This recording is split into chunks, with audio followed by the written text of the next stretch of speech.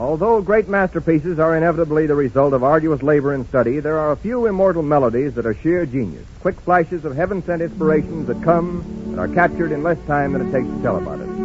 Such a bit of melodic immortality is our concert hall selection for tonight. Mendelssohn on Wings of Song.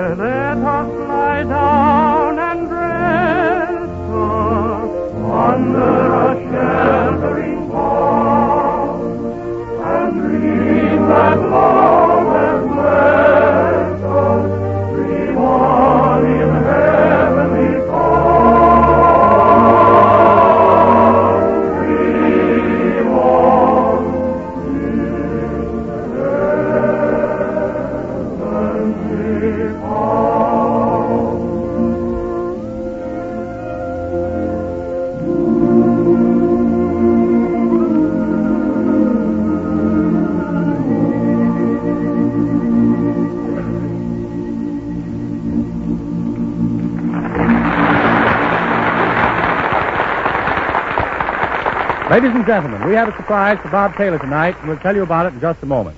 But first, I'd like to tell you about next week's program. As our special guest stars, you'll hear Freddie Bartholomew and Mickey Rooney in scenes from MGM's latest screen masterpiece, Lord Jeff. A musical feature will be the world premiere of a spectacular composition called Hollywood, composed by Walter Samuels with narration by the famous columnist Ed Sullivan of the Chicago Tribune News Syndicate. In addition, all your regular favorites will be on hand: Robert Taylor, Fanny Brice, and Hanley Stafford, Frank Morgan, Douglas McPhail, Mary Martin, and Meredith Wilson. Remember, your ticket of admission is just your loyalty to Maxwell House Coffee. And don't miss good news next Thursday. In the meantime, go to the movies and take the family with you. By the way, have you seen Three Comrades yet? I think you'll like it. And now, if Bob Taylor will step to the microphone for a moment, I have a surprise for him.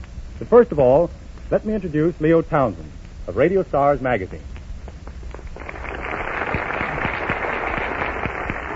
For some time, Radio Stars magazine, like millions of other listeners, has been enjoying the Good News program. Its popularity has grown so that now it is definitely one of the top variety shows on the air. And so it is my pleasure to present this bronze plaque to Metro-Goldwyn-Mayer and Maxwell House, and to you, Robert Taylor, our award for distinguished service to radio. Thank you. Thank you, Mr. Townsend, and I'd like to thank Radio Stars magazine not only for myself, but for Bob Young, Meredith Wilson, Fanny Brice, Frank Morgan. Yeah, just a minute, son. If there's any thanking to be done, Morgan can speak for himself. What is it? Why, this bronze plaque, Mr. Morgan. Oh, well, thank you very much. Do I get permanent possession now, or do I have to win it 3 years running? Now, listen, Morgan.